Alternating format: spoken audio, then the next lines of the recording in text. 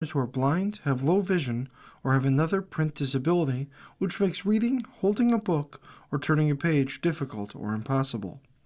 The content is copyrighted by the respective publishers. For more information, please visit us on the web at nfradioreading.org. Hello, this is Fran McNamara, and for next hour, I'll be reading from the January 23rd through 29th, 2026 issue of Buffalo Business First, right here on the frigid Niagara Frontier radio reading service.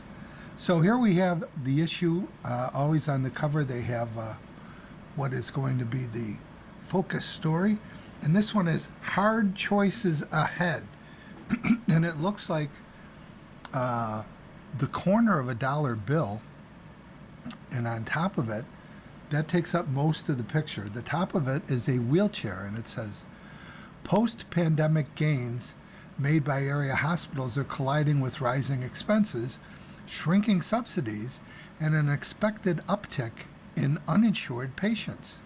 So that will be by Tracy Drury on page 8 if we get to that.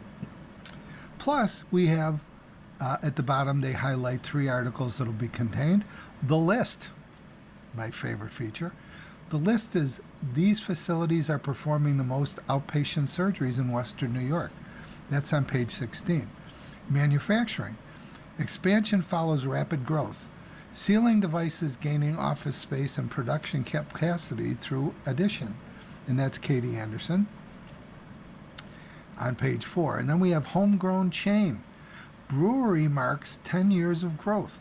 It started in Lockport, New York. Beer Project now has 4 locations in and out of the state. And that will be Tracy Drury on page 6. So now we go to page 2.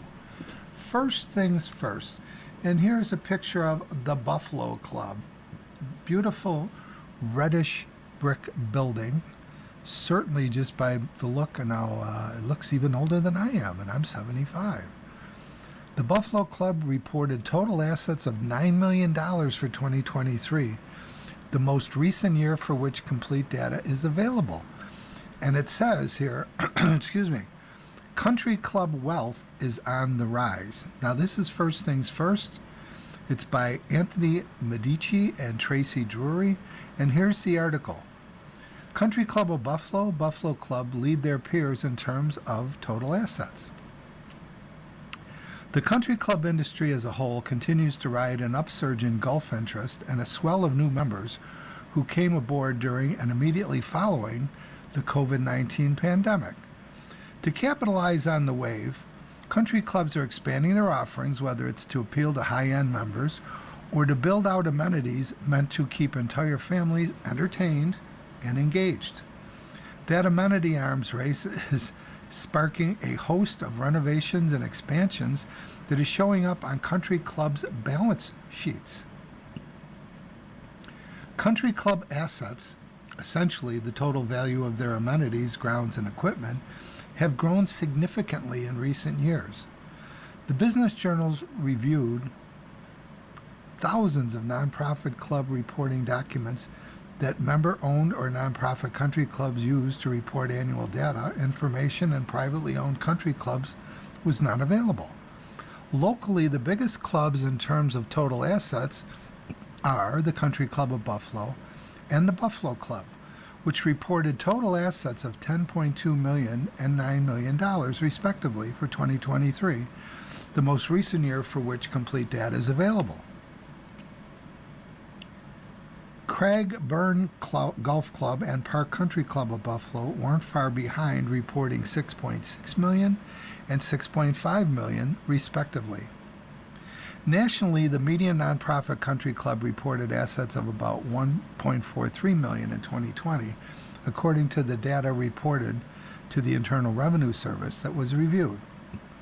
That grew to $1.82 million by 2023, which is a significant 27% increase. While country clubs across America have seen rapid growth in their assets, the clubs with the largest asset sums are largely in the South. Among the top 100 clubs by assets, 25 are in Florida, 13 are in Texas, and 7 are in Virginia. California is another hotspot for properties, with 13 of the top 100 located there. Now, the Western New York region does well in comparison, with 11 clubs reporting total assets of more than $2 million for 2023, compared to 9 in 2020. That includes 9 clubs that grew total assets by more than 28%, besting the national growth average. And then a little small heading: country clubs are changing. Mark Kovacs, a wellness expert and private club advisor, said country clubs no longer are being denied solely by, Mark Kovacs, a wellness expert and private club advisor, said country clubs no longer are being defined solely by golf or tennis, as they evolve into more comprehensive lifestyle destinations for people with a wide swath of ages. And Kovacs says in this quote, "The most successful clubs are leaning heavily into wellness, performance, and longevity offerings that meet the needs of a multi-generational membership base." And here he continues, private clubs and luxury resorts are including more health and lifestyle options for high net worth individuals, such as infrared saunas and cold plunges. Oh boy. Clubs also are integrating more personalized services through the use of technology. And no offense to the clubs, but we're having a collective cold plunge right now in Western New York. But anyways, that's it for the very interesting article on country club wealth being on the rise. That was written by Andy Medici and Tracy Drury. And now we go to page 3 with another very common, I shouldn't say common, but particular weekly feature called Power People.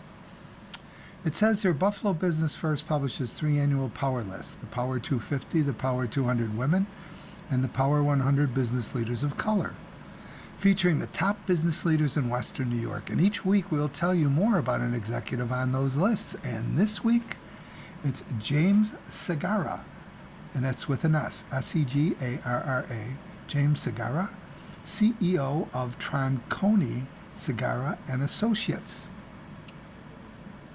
And there's a picture of him looking rather dapper here in his sport jacket and leisure clothes on. And it's standing next to his, looks like a conference table chair. Okay, questions and answers. Long before James Segarra was the CEO of Troncone Segarra and Associates, his leadership abilities were displayed on the football field at Niagara Refield High School. His performance as quarterback and safety led to his number 6 jersey being retired and his induction into the school's Hall of Fame. He credits that success to his teammates, saying, "I was supported by great players." Nice quote. Now leading Buffalo's 3rd largest CPA firm, he still points to the importance of being surrounded by a good team. When hiring, he seeks an attitude that aligns with the firm's culture. And here's a quote from James. "That cultural blend and the ability to work together and collaborate, really be a teaming type firm, is something I aspire to, and we've been very successful." So his professional journey began after graduating from Canisius College, where he met his wife at a firm then known as Price Waterhouse. He left to work for a real estate developer and home builder, but the itch to return to public accounting lingered. It was scratched when he joined Adelba and Donovan as partners in 1995. A decade later, he became managing partner at the firm that eventually became Troncone Segarra and Associates.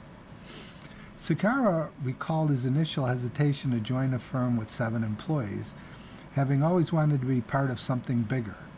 But Russell D'Alba, a partner at the firm, responded with the challenge, "Well, make me bigger." 30 years later, the firm has 165 employees. And here's a quote. "It's been a wonderful ride," says James, And my instinct of getting back into public accounting, but in the right circumstance with the right firm and the right people, was, I guess, saying humbly, it was correct. I couldn't be in a better spot. Well, good for you, James, fellow Canisius alumni. So remember, this is James Segarra, CEO of Tronconi Segarra and Associates. And as always, we have somebody from the staff giving discussion topics or questions or areas of concern. And this week it's Josh Cully. And he says and I should read this at the top of the next column, his power rank is 224 out of 250. So James, describe yourself as a boss. Well, performance driven, but people first. I am about empowering others to achieve success. I love collaboration. I love building consensus. It's more of a servant leadership style. I want employees to be competent, curious, collaborative, and good colleagues. Profit is important, but secondary, if not tertiary, to these other things. So what's your goal for the next 12 months, James? And he answers, being more intentional in how I lead, spend my time at work and at home, and focusing on my well-being. I believe I'm an effective leader, but I think I can continue to get better. My main goal over the next handful of years is ensuring that I leave my practice in a better spot than it is today. Okay, what's your favorite Buffalo building? Seneca 1. At Price Waterhouse, I was on the 36th floor looking over the lake. That's where I started my career, and it will always be special for me. Plus, when the Bisons played, we could watch games from the 36th floor. That's great. Wow. Okay. So, what's your favorite high school subject? And he said science. Sounds strange, right? But I'm an accountant. What was your first job? At a concrete company.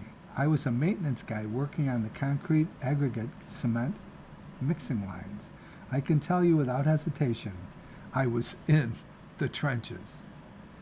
Okay, what's a change you'd make in Buffalo, James? And he says, I wish we could all enjoy economic benefits no matter what part of Western New York you came from or where you reside.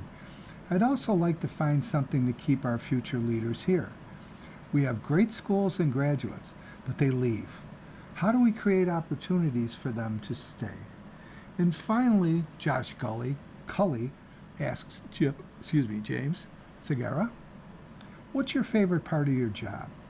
And he says, getting tremendous satisfaction from seeing my clients succeed and seeing my input be valued, appreciated, and meaningful.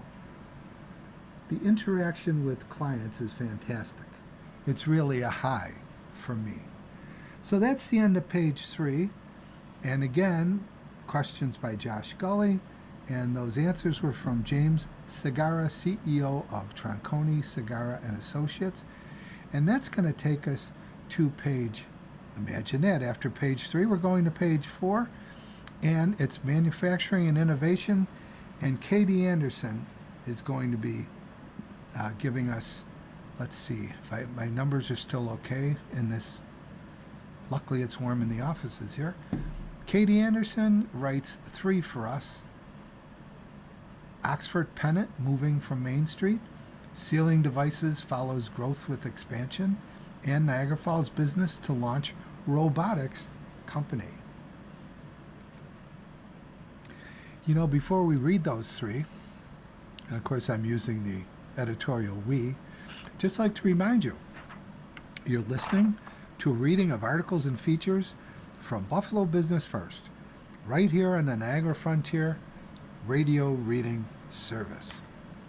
Okay, so now, as I said, we're on page 4. Katie Anderson's first article is Buffalo, Oxford Pennant, moving from Main Street.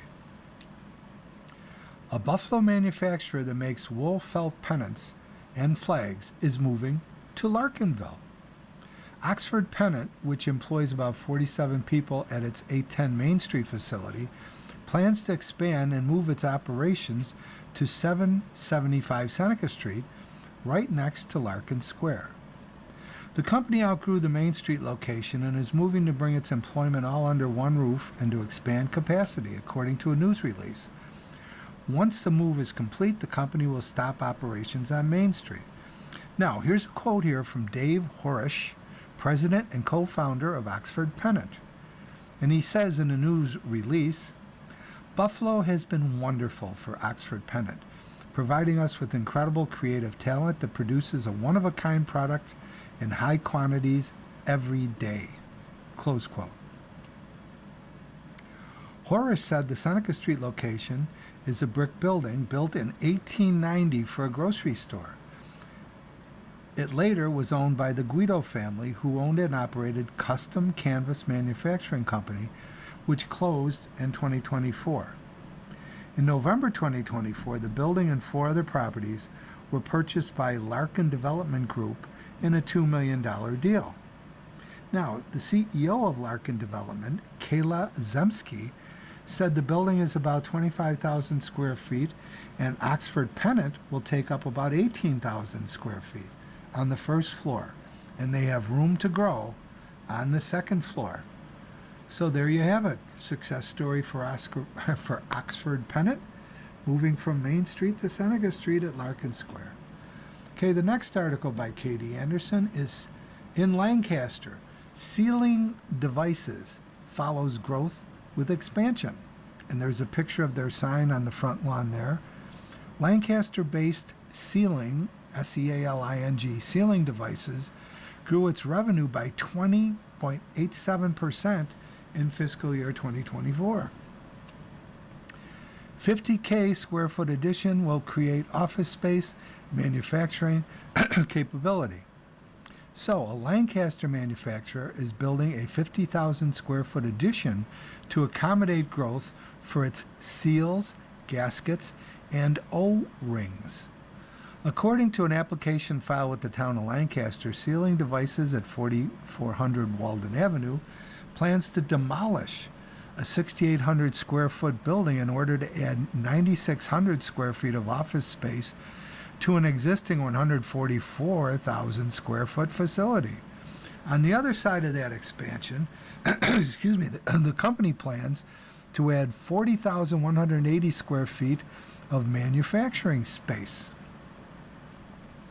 The addition will connect a recently acquired building to its existing facility in a quote, creating improved internal flow, accessibility, and day-to-day operational efficiency. This, according to one of their news releases. Now, Elizabeth Gallants, there's an interesting last name. Okay. Elizabeth Galanis, president of Sealing Devices, said in a news release, this planned addition is about supporting the continued growth of our business and making it easier for our teams to work together. Connecting these areas of our facility is expected to improve productivity, enhance accessibility, and provide additional space to support future operations. The company hired Montant Construction for the project. The cost was not available, but Sealing Devices expects to move in by late spring. In the last few years, they've added 2 buildings totaling 60,000 square feet to its campus. Some of that space is being used as a training center. In 2025, Sealing Devices renewed a big defense contract with the L3 Harris Technologies to make thermal management components for radios, Humvee bomb covers, and other military equipment. The company has had a 40-year relationship with L3 Harris, supplying about 1,400 parts annually. Also in 2025, the company was number 26 of 33 companies on Buffalo Business First's annual Fast Track list, determined by revenue growth between 2022 and 2024. Sealing Devices, which has about 214 employees, grew revenue by 20.87% to $108.07 million in 2024.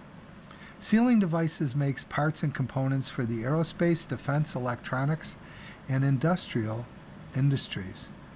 Well, good for them, and that's the end of that article by Katie Anderson about Lancaster's Sealing Devices.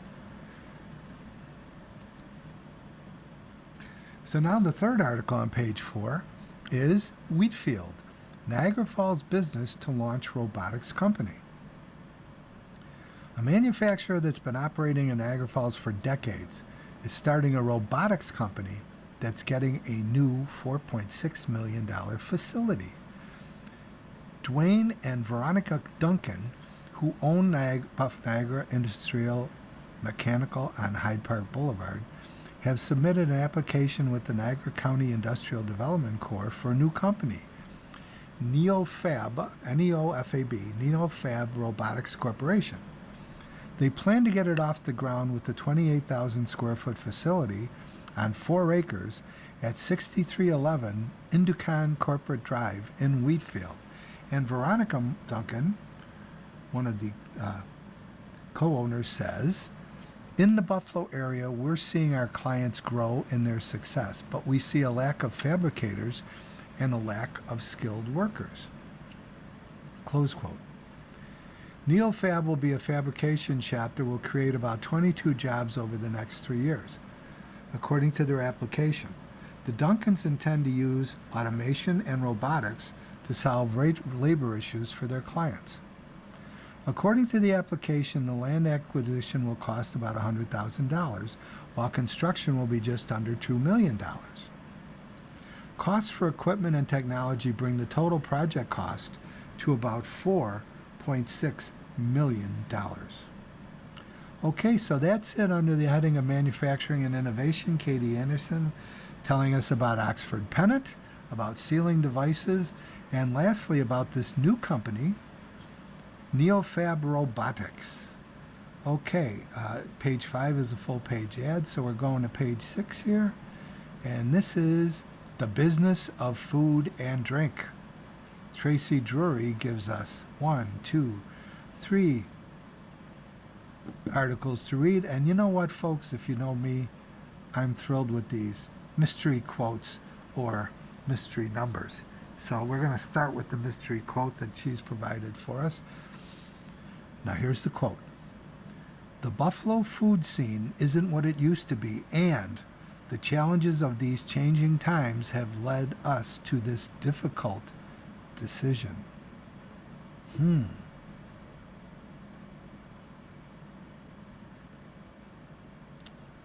Okay, well that's a difficult decision. Okay, let's see what it says here. Ellen Berger Venture Facebook post announcing its closure. Allen, A-L-L-E-N, Berger Venture. Okay. I wouldn't have guessed that. Okay. Chicken Wings is the first article, the second I should say. Anchor Bar franchise under new ownership. An Anchor Bar franchise will continue under new ownership.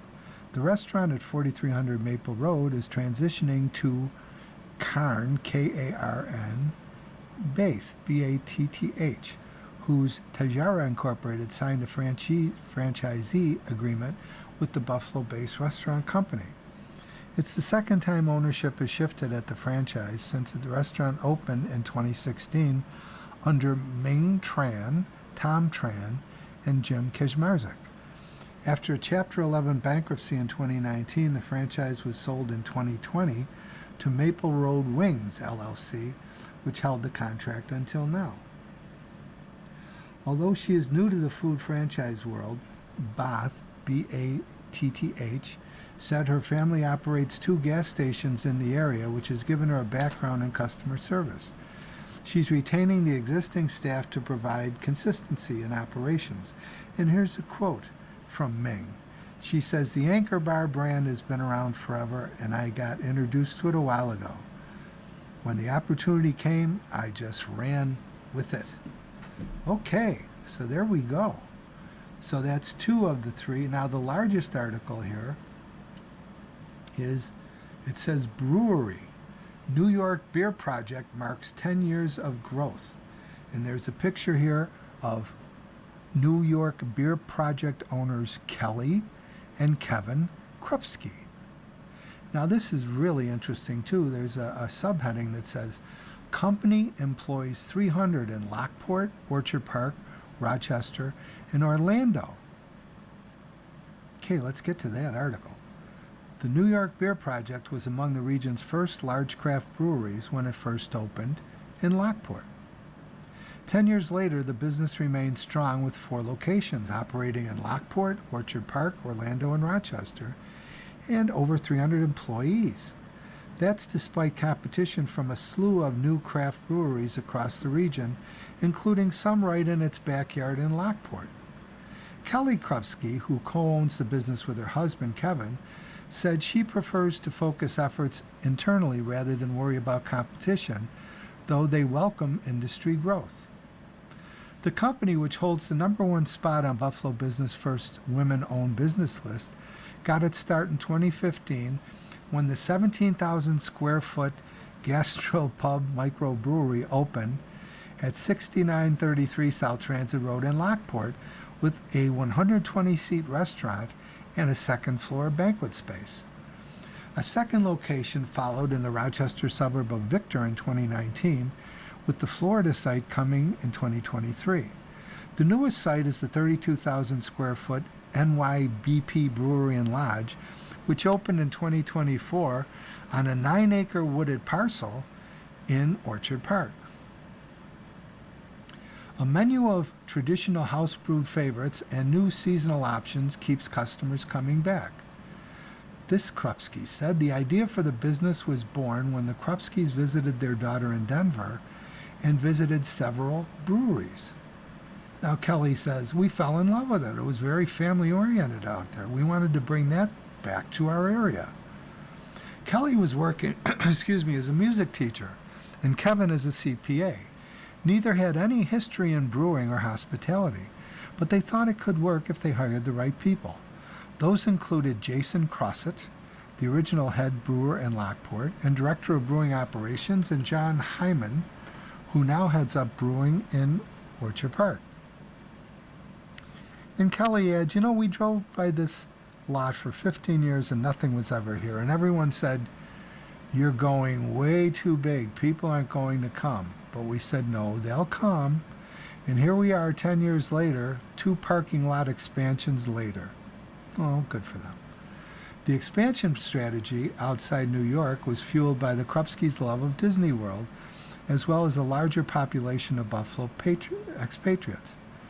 The Orlando location is an official Bills backer bar with a line out the door on Bills game days. The Bills and a large contingent of Southtown Mug Club members were also a factor when the business decided to expand in Orchard Park. There, the Krupskis saw an opportunity for a theme with the location's wooded surrounding, where a second-floor event space offers a view of the stadium. And Kelly says, here's a quote, "We decided instead of doing a carbon copy of this, why don't we make it something completely different? And came up with the Beer Lodge. They're a huge part of it. Events. I would say probably 50% of the business." Close quote. While she declined to talk specifically in terms of revenue or percentage growth, she said the business continues to grow. She isn't ruling out further expansion, although nothing is planned, and she concludes with this quote, "Right now, we want to make sure all 4 locations are doing absolutely the best for their respective community that we can do." And there's a quote under the picture of Kelly and her husband, Kevin. They're standing in front of 2 big, rather large barrels, each hoisting a brewski, and it says, Kelly says, "There are probably 5 or 6 beer passports out there, and we're on them all." So there you go. The Business of Food and Drink, all the articles written by Tracy Drury. Okay, now on page 7, we have the Business of Retail. But first, I'd like to remind you, wonderful people, you're listening to a reading of articles and features from Buffalo Business First on the Niagara Frontier Radio Reading Service. Excuse me. Okay, now Lee and Bunny offers us the Business of Retail, and there are 3 articles here. So we'll go from left to right. Boulevard Mall, Macy's to close Amherst location. Macy's Incorporated plans to close one of its department stores in the Buffalo market as part of a larger group of shuttings. The New York company is permanently closing 14 stores this year after 66 closures last year. In early 2024, Macy's says it was aiming to trim its store count by 150, which would leave around 350 locations. A post on the company's website said the Boulevard Mall location at 1255 Niagara Falls Boulevard, Amherst, is closing soon. The Walden Galleria location is not listed as closing. Clearance sales will begin this month and continue for about 10 weeks, and this is based on Macy's website statement. The Amherst Mall site has been largely vacant for over a year as the town enacts the eminent domain process. Meanwhile, Benderson Development is in the process of buying developer Douglas Jamal's portion of the mall. Eric Raccoon, Benderson Vice President of Leasing and Development, previously told Business First it's too soon to discuss a timeline and details of the redevelopment plan. But with Benderson's track record and the town's relationship with the developer, Amherst's largest taxpayer, there's renewed hope for development of the site. And it mentions here at the bottom, aside from Lee and Bunny, Kate Tracy of the Triangle Business Journal contributed to this story. Okay, the next story is the largest of the three. Lawsuit. Landlord sues jeweler over unpaid rent. And there's a picture of Marc Jacob Jewelers. They were located at 1600 Niagara Falls Boulevard in Tonawanda. Arista Development seeks $300,000 plus from Joseph Jacob Jewelers. The local real estate agency is seeking over $300,000 in past due rent and interest from a New York-based jewelry business. Arista Development, LLC, based at 1330 Niagara Falls Boulevard, Tonawanda, filed a complaint dated December 11th with the State Supreme Court in Erie County. The defendant, New York-based Joseph Jacob Jewelers Incorporated, owes the agency a total of $308,853.84 from past due rent and interest for space at 1600 Niagara Falls Boulevard, Tonawanda, according to the filing. The jewelry business listed online as occupying that space is Marc Jacob Jewelers. Arista Developments, its attorney and the jeweler, did not return a request for comment. So according to the complaint, first, the jeweler rented space at 1600 Niagara Falls Boulevard, Tonawanda for 4 years on or about April 24th, 2023. Secondly, the defendant failed to make payment around April 1st, 2025, and tendered a 14-day notice to pay or quit the property around September 23rd. Thirdly, the defendant vacated the premises but did not pay the past due rent owed around October 1st. Marc Jacob Jewelers' website no longer works, and Google reviews show that the business has closed. So, there's another part of this article. What happens when a business suddenly closes? Excuse me. Businesses closing while having a default is common, according to Benjamin Burge, a partner at Rupp Pfalzgraf LLC's business law practice. Whether a landlord takes legal action depends on the landlord, he said. Now here's a quote, and this again from Benjamin Burge. He's a partner with Rupp Pfalzgraf LLC, business law firm.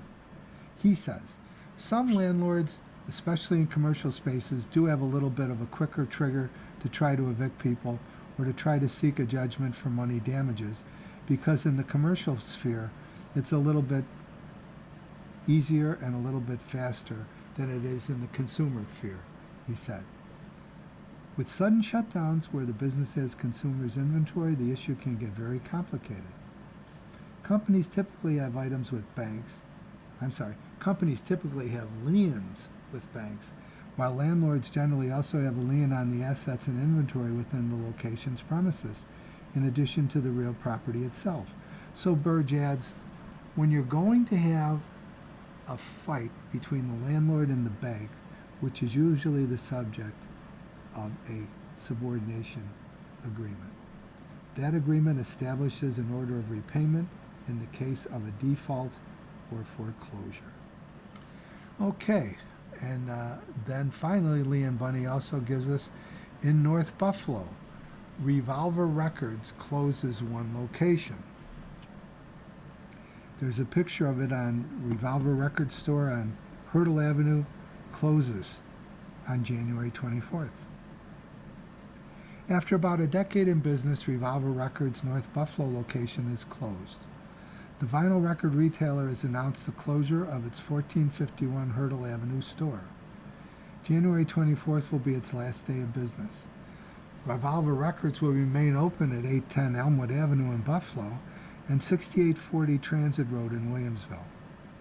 They started in 2012 as a mobile record shop. Paul Meikheimer opened his first brick and mortar about 9 years ago in a 600 square foot Hurdle Avenue space. That was followed by the Elmwood site in 2018 and the Williamsville site in 2020. A fourth site at 706 Main Street in the village of East Aurora closed in October after about 2 years when the building was sold. In addition to selling new and used vinyl records, Revolver Records sells turntables, speakers, and other music-related items. So that's it for page 7. Okay. Excuse me. Now we get to the cover story. Healthcare on the edge. And the ED is on the level, and then G and E look like they're going downhill here. It's printed that way on purpose. Despite years of recovery, local hospitals now face challenges that threaten access, jobs, and long-term stability. And this article is written by Tracy Drury. Okay. While finances have continued to improve post-pandemic, all of the region's hospitals face new challenges when it comes to revenue, reimbursement, and expenses moving into mid-2026. That includes declines in funding tied to the elimination of health insurance subsidies and restrictions on Medicare and Medicaid eligibility under the Trump administration that put the onus on patients to pay for hospital bills. Now, Candace Johnson, CEO at Roswell Park Comprehensive Cancer Center, says, with more uninsured as we go forward, the cost of health care is going to be difficult for many people. How are we going to navigate through all of that? Also, the cost of everything is greater. So how do you as an institution continue to have extra money for those special projects and be able to pay your bills, just like you would at your house? So says Candace Johnson, CEO at Roswell Park Comprehensive Cancer Center.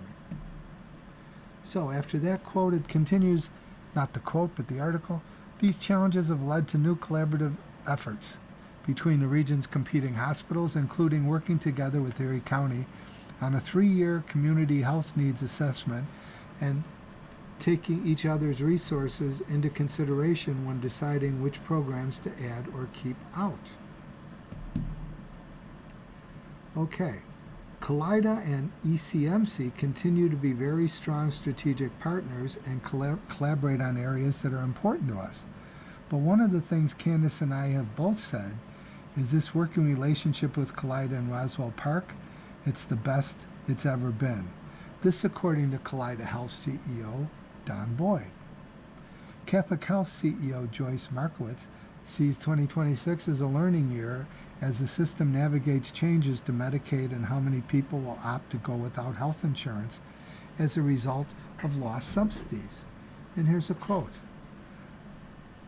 Joyce says, that's sort of an unknown number that we don't know who's going to show up in our emergency room that previously has been insured and is now going to be uninsured. So we're going to need to really just take that day by day and month by month to see what impact that's going to have on the organization as a whole. Now, Thomas Quattroach Jr., CEO at Erie Community Medical Center, said he's working at some new programs for 2026, but mostly trying to ensure access to the care that's now in place. And he says, in a quote, We're kind of at the tip of the spear when it comes to providing care. At the end of the day, we're trying to hang on to the care that we have and make sure we provide access. Now there's a subheading, Catholic Health. A lot has changed at Catholic Health just a few years. The Buffalo-based system ended 2024 with revenue of $1.6 billion, including a $90 million surplus.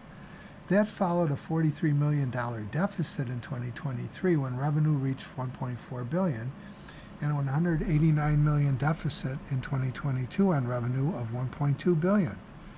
Though the system declined to provide figures for 2025 until its audit is completed, Markevich said the system stayed ahead of budget throughout the year, and she expects to end in the black. And she said, there's a quote from her, we had set a lot of strategic goals for ourselves for 2025, and we really did work towards those goals.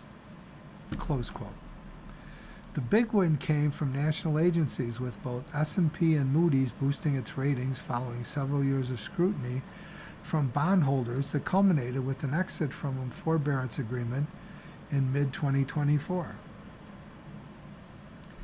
Markevich, whose appointment as CEO followed that exit, said those changes came only after a major investment in improving patient safety and quality scores, hiring an outside consultant to put new structures in place, and creating a new chief nursing officer role to oversee quality. The system also outsourced some functions such as coding and billing, while bumping up its nurse recruiting to significantly reduce the number of temp agency nurses in its hospitals. And she says, and this is a quote, Ms. Markowitz says, during the pandemic across the country, we really did see a decline in quality and patient safety, just because I think we were also focused on other things, and there were so many challenges, and just the pandemic itself created a whole set of problems as it related to those two areas. That was a huge focus of mine when I took this role, because I wanted to get us back on track. Close quote. At the same time, Markevich recognizes the challenges ahead from the federal reconciliation bill. That led to the creation of a risk mitigation strategy and a master plan that considers all programs and services and potential changes into 2027 and 2028. And there's another quote from her. Each particular bucket had a risk factor and then a dollar factor attached to it. My goal has always been to try to protect the 9,000 people that work in this organization. Sometimes it may not be a realistic goal, but it's my goal. So we looked at every single one of these risk factors and how we might mitigate the risk by doing something different. Close quote. Like Kaleida Health, it's likely Catholic Health will look to cut costs by shifting over the next couple of years towards a consolidated campus model as leases come due at dozens of individual I'm sorry, I'll read that over. Like Kaleida Health, it's likely that Catholic Health will look to cut costs by shifting over the next couple years toward a consolidated campus model as leases come due at dozens of individual specialty practice sites across the region. Right now, the system provides care at 90 sites. That's what's keeping Markevich up at night, she said. And here's another quote from her. It's one thing to be able to just kind of scrape your way along to make sure you can meet the payroll and do what we need to do, she said. But it's the infrastructure and the capital that's necessary to keep a health system running. That is the greatest risk for the organization, and I'd say the greatest risk for the community. Okay, next we have Erie County Medical Center.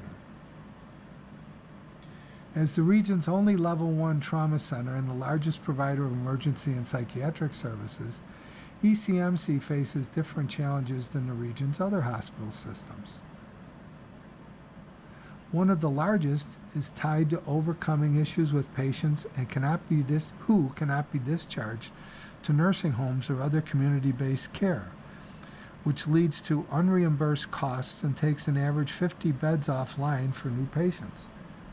Now, Quattroach says in this quote, This is Tom Quattroach, CEO of ECMC. From a patient access perspective, it backs up our ER, but from a financial perspective, we're assuming the cost of taking care of those patients. We estimate that alone is costing $25 million a year, and that's about what we budgeted for our loss this year. Close quote. Quattroach, who also serves as board chair for America's Essential Hospitals, is working to address the problem through new partnerships with community-based providers and by creating new interim care house settings. Okay, another quote from him. Tom says, "We need places for individuals to go before they can be placed in more permanent settings." Close quote. Revenue at ECMC grew in 2025 at $930 million from $918 million in 2024, and up from $871 million the year prior, while its net operating loss fell from $6.2 million to $5 million. In addition to outpatient services in the community, ECMC continues to add programs at its Grider Street campus, with the new building in the planning phases with UBMI to bring together primary, outpatient, and diagnostic care. ECMC also has an $11 million commitment from the state to renovate its comprehensive emergency psychiatric program and a new electronic medical record system under the Epic platform coming later this year. Quattroach is focused on continuously building a workforce to keep these programs growing, including a nurse internship program, tuition reimbursement, and mentoring programs. Although the 573-bed hospital has a freeze on hiring for non-clinical staffers and is reducing overtime, Quattroach said the system also needs to reduce the ongoing friction with private insurers, especially national payers, to make sure the hospital is paid at the appropriate levels. And Tom says, "This is a real crisis for healthcare. We're spending as a system way too much time trying to get paid, and the insurance companies are spending way too much time trying to pay us less. We're very lucky we have local payers here and can sit down with them." Close quote. Okay, and finally about ECMC. ECMC continues to see growth in areas like plastics and reconstructive surgery, orthopedics, and pain management, with outpatient visits continuing to grow. Growing access to primary care through the partnership with UBMI will help get patients in for care before they get sicker and their care costs increase. The hospital is also working to become more innovative in its existing programs, including a new $1 million investment in its 7th robotics system. And Tom gives us a quote to end this section on ECMC.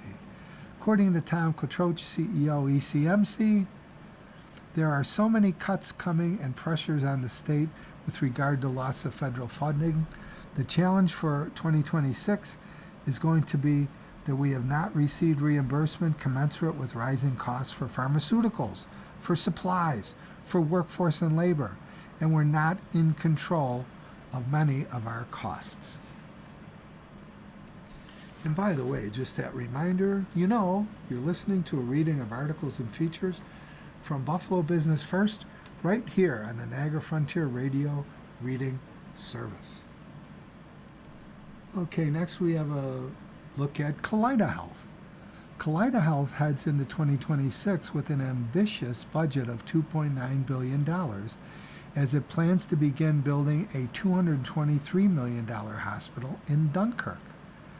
The 2025 fiscal year included plenty of successes, including the $50 million gift from billionaire philanthropist B. Thomas Golisano that led to the renaming of Golisano Children's Hospital, the opening of a North Towns outpatient hub in Lockport, and a new deal with People Incorporated to redevelop its former hospital patient tower at DeGraff Medical Park. Despite finishing the year with a 12% improvement over 2024 and a small surplus, the region's largest health system also cut dozens of jobs and announced the closing of several clinics and a surgery center as it prepares for federal funding cuts. Don Boyd was the CEO and is the CEO of Kaleida Health, and he acknowledged the difficulty of these cuts, pointing to a strategic plan that includes refocusing services in the right geographic locations and also a rebranding of its cancer programs. And he says, and here's a quote, "A lot of it is focused on improving the patient experience, reducing patient harm, and increasing recruitment. If we do these things well, that will translate into good financial results." Close quote. He pointed to a third consecutive year of measurable improvement that led to a better than break-even 2025, as well as a new 3-year contract with the labor force. In 2026, the goal is to improve on that with a small operating margin in the face of ongoing federal funding challenges. This year also includes renegotiation of payer contracts with both Independent Health and Highmark, its 2 largest payers. And Don adds, anytime you enter into negotiations, you want to work in good faith to find a good and positive path forward. And we have a good track record for doing that. But the environment has changed for all of us. Close quote. By mid-year, Kaleida will go live on its $170 million transition to the Epic electronic medical record system with help from state grants, while adding Bertrand Chaffee Hospital into its family through a new affiliation. Keeping that optimism going won't be easy, as cuts to Medicaid tied to the federal Big One Beautiful bill affect direct payments for patient care as well as investments for capital projects. Kaleida is expected to lose $125 million at the bill's peak. That begins this year, including $47 million tied to rising costs for supplies and services and $38 million in direct payment losses. So Boyd says in conclusion about Kaleida Health, that's the $85 million problem we'll have to solve, and we're working on it. We've had to make difficult decisions about programs and services. We know what to do and how to do it. The ideas now are more difficult and more challenging. They mean more things like changes to programs and services.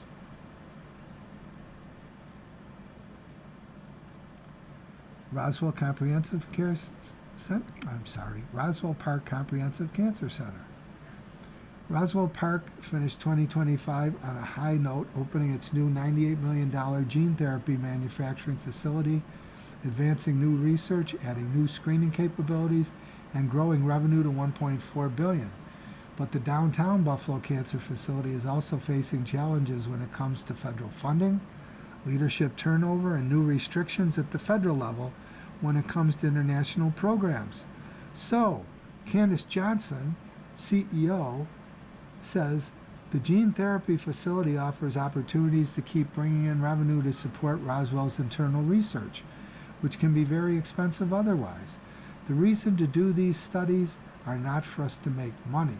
We're developing our own innovations with CAR T cells, but also here we have this facility for industry to partner with us. It's really a genius business plan. The industry studies can help sustain the homegrown stuff, so it's really worked out very well. Although Roswell Park continues to receive funding through the National Cancer Institute, the total pool of research funding through NC1 and agencies like the Department of Defense is expected to decline under the Trump administration. And she adds, I'm very much an optimist, but I do worry about federal funding for grants. That's what makes us special. We haven't been hurt, but how much money is going to be available for new grants? And are the pay lines going to be able to be maintained? Roswell Park's core operations are focused in 16 buildings, including a 157-bed hospital, Buffalo Niagara Medical Campus. It also has been growing both in Western New York and across the state. Roswell Park has plans for a new family genetics program downtown, as well as $20 million outpatient expansion in Amherst for oncology-related outpatient surgeries. and imaging services next door to the $23 million Roswell Park Scott Beeler Amherst Center, which opened in the fall of 2023, as well as new partners in the Roswell Park Cancer Network. It remains the only National Cancer Institute designated comprehensive cancer center in the state outside of Metro Manhattan. Johnson's contract runs through 2030, coinciding with the renewal year for Roswell Park's main cancer center support grant. And here's a final quote from her about the Roswell Park situation. Even with all the challenges and uncertainties, we've had a really good year. We've grown our business. The bad part of that is there's more people with cancer. We have an aging population, and cancer is presenting earlier in people, and that's a little troubling. So, there you have all the articles. I didn't have time to read the graphs to you, but I'll just paraphrase the one. Hospital employment in, it's not just Erie County. Okay. Buffalo General has 4,300 people. Roswell Park, 4,200. ECM 3C, 4,000. Mercy Hospital, 2,800. Sisters of Charity Hospital, 2,300. Millard Fillmore Suburban, 2,300. Golizano Children's, 2,000.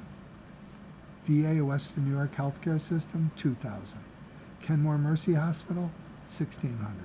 Holy Ann General Hospital, 1,600. Niagara Falls Memorial Medical Center, 1,300. UPMC in Chautauqua, 1,100. United Memorial Medical Center, 1,100. Mount St. Mary's Hospital, 892. DeGraff Memorial Hospital, 295. So there you have it, my friends. It certainly is, as it says, healthcare on the edge. And I'm sure that's a continuing story with no easy solutions. So anyways, I'm bidding you a fondue. You've been listening to a reading of articles and features from the January 23rd through 29th issue, January, of course, issue of Buffalo Business First. We read from Buffalo Business First every Wednesday at 7 p.m. And don't forget, you can reach us online at Niagara Frontier Radio Reading Surface. And believe me, it's available to you 24/7. NFRRS, put that in your browser. Okay? Your reader has been Fran McNamara. Thank you so very much for listening. Coming up next in the Niagara Frontier Radio Reading Service, we have Time Magazine. At 8 o'clock, we have the New York Times. And following that, at 9 o'clock, we have Discover Magazine. Stay with us for these readings and more throughout the day. Thank you for listening.